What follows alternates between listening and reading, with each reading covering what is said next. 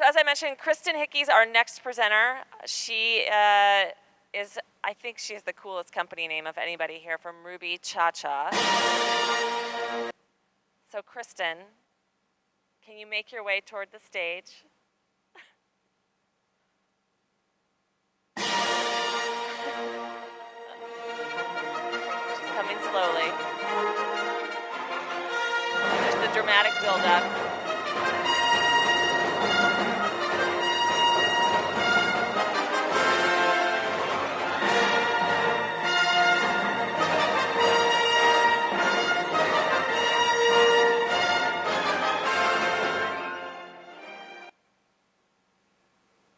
Morning, good. Yoda very pleased to be here. Earthlings, how you are.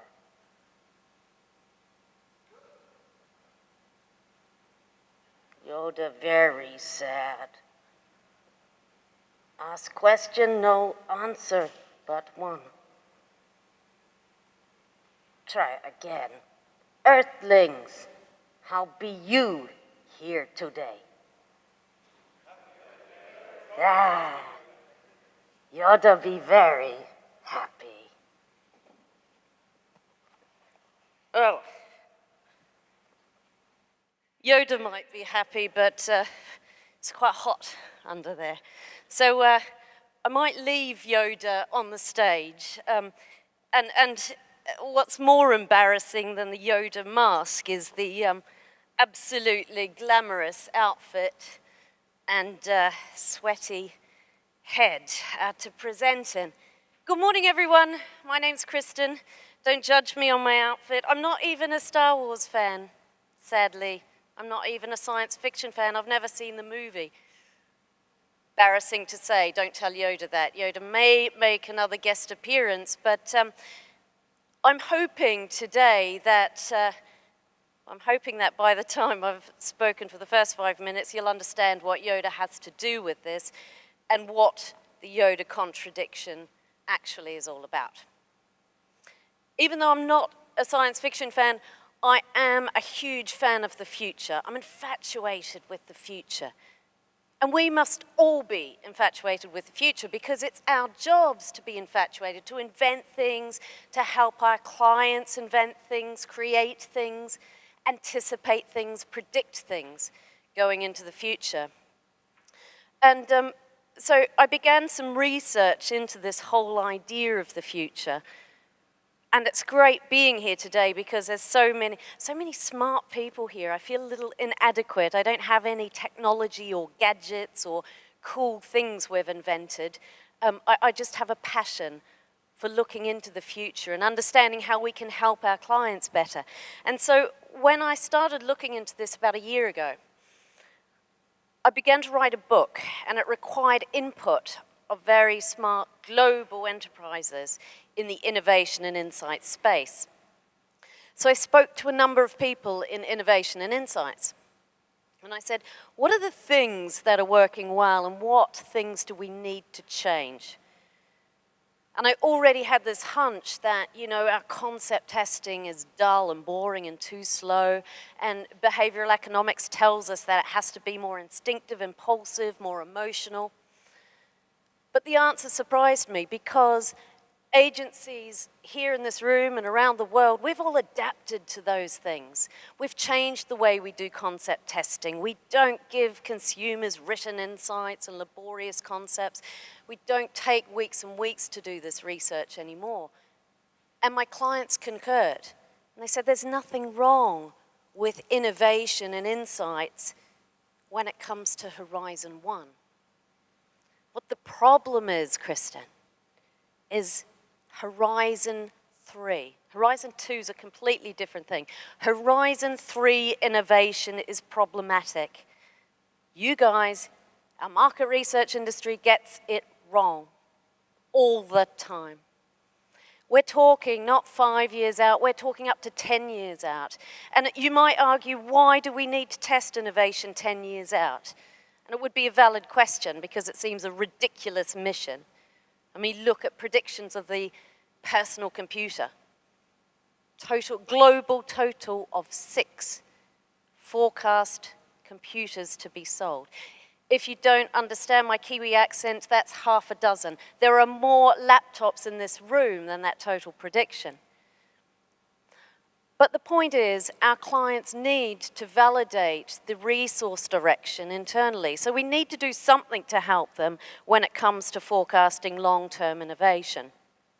So today I'm going to be talking about the mistakes we make, what we do wrong, and what we could do to rectify those mistakes based on some experience in mainly FMCG and services, probably not as applicable to technology or healthcare, but hopefully there'll be something there that you can take out.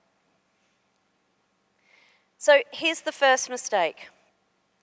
10, 15, 20 years ago, I always forget how long I've been in market research, we used to have this problem that when you got consumers in a qual interface, like a focus group room, or even in quant, that we'd have this social desirability bias. They won't tell you what they really think. So we had to encourage them and coax them and say, you know, basically put them up against the wall. So this illustrates. Tell us what you really think. Tell us the truth. And this was a quote from one of our consumer respondents, this one that mentions the voice. I feel like a judge on The Voice. Who's seen that show? Reality TV show, yeah? We've all seen it? I love that show. The big seats, there's something very powerful about swinging around. Boom, I choose you or not. And this is how our respondents now feel. They're like Judge Dredd. They are actually judge and jury, the protector of the human species from the marketing faux pas. They take this job very seriously, but they've become so honest. Now they're looking at us and going, and by the way, honey, your ass does look fat in that. They are so honest that we are getting high degrees of criticism about almost anything. And when we forecast this into the future, consumers are even more critical. They don't have a frame of reference if we're showing them very futuristic concepts. And so the only defense mechanism they have is not to press that buzzer, to find every reason not to, and they're overly critical. So we're facing this particular issue. So what are we going to do about this? So this is where the lovely Yoda comes back in. I'll let him rest for a moment, but it's about suspending reality to remove that role of judge and critic. So the Yoda contradiction is exactly this. Why is it that consumers never question this fellow?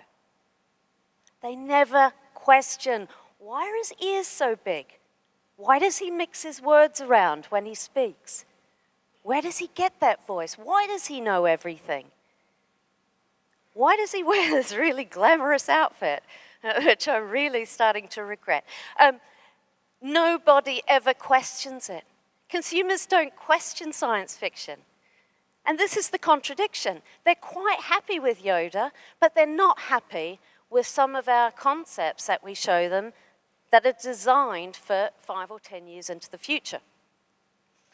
Let me show you a number of products, we'll call them products, that consumers never question. Here's 5 of them. Luke Skywalker's laser sword. Then there's the hoverboard, I think it was called. The ring from Lord of the Rings. The transporter from Star Trek, and one of my favorites, the neutralizer from Men in Black. How cool are these? Like you can just feel yourself on that hoverboard when Michael J. Fox goes into that, across the roads and Back to the Future.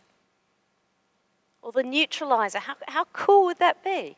Anyone have a memory that they just want to momentarily forget? Maybe it was between 2 and 3 a.m. this morning. Boom. Look into this light if you want to forget that bad haircut from the 1980s. Boom, gone. Consumers love these things, and you can feel their engagement and emotion when they watch sci-fi and they engage with these sorts of things. Not so much if we say, put you in a focus group situation, then it's like, oh, don't know about that hoverboard. How fast would it go? Is it dangerous? How would you stop?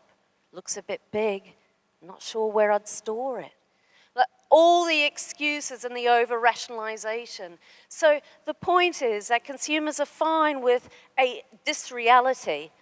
It's just that they're not fine when they have this role of judge and jury upon them.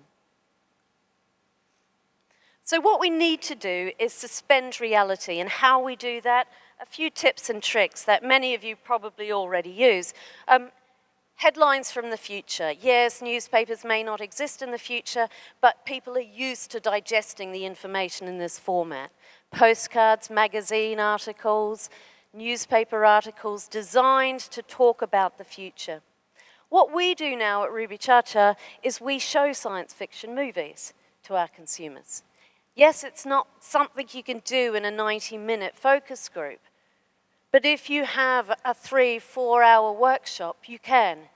You get them used to the idea that this is going to all be about the future, and any reality today is suspended. And I'm really pleased to know, Kristin, that trend, #1 trend of virtual reality, and I haven't experienced the virtual reality here yet, but such a big part of future innovation and getting consumers primed and prepared. The other tools we use, cognitive elicitation is very important. What the consumer doesn't understand is all the pre-thinking we've gone through in R&D or marketing to design products into the future. So if you take an idea like nutrition fundamentally to a consumer means food and beverage or ingestibles, maybe vitamins and supplements at a push. But nutrition can ladder to almost anything. It can mean the health, the way your skin looks and feels. It could mean your hair, it could mean your mindset, it could mean your emotional health. These could all be aspects of nutrition that we're trying to tap into as marketers. But if we don't take consumers along this journey with us and help them understand these different dimensions and the ladders that we've already built cognitively, then they're not going to be open to a non-ingestible solution to a nutrition need. A couple of others. One of the things we always want to test and size products or concepts. I have people saying to me, how do we validate, how do we predict or forecast the size of this product that we're going to launch in the next 10 years? Well, it's a ridiculous question, really, isn't it? We've got R&D people, we've got scientists doing stuff. That's a very technical Jedi word for intelligent things that R&D people do. They're doing stuff to molecules to create something, and we don't even know what that something is yet. Is it a mist? Is it a spray? Is it an injection? Is it an aroma? Is it a powder? We don't know. So we can't test it. But what we can do is size opportunities. So think about turning this on its head and size the need and the gap and the intensity, the emotion surrounding that need or that gap. We can size those things, and we do. And this helps us validate where research investment should be spent internally.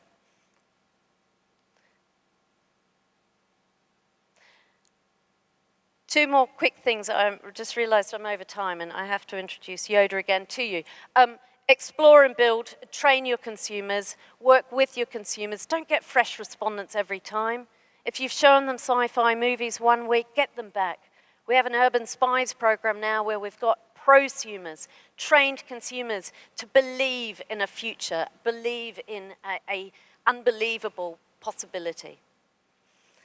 And finally, beware the reasons to believe. Consumers don't want to know how the neutralizer works. Just as we would never say, have you got a memory that you would like to shut down? Introducing the new neutralizer. One zap and you can remove the memories that you don't want anymore. If this was available at a supermarket near you at a reasonable price, how likely would you be, on a scale of 1 to 5, to purchase this? We don't ask them that. We shouldn't ask them that, and nor should we tell them how the damn thing works. That will just scare them. They will ask you because they believe it's right to appear rational and intelligent, but never tell them when we're talking about future products. Oh, this is the most embarrassing slide. The people in the office thought it was hysterical, but it's time to say goodbye, introduce Yoda again, and Yoda will welcome any questions.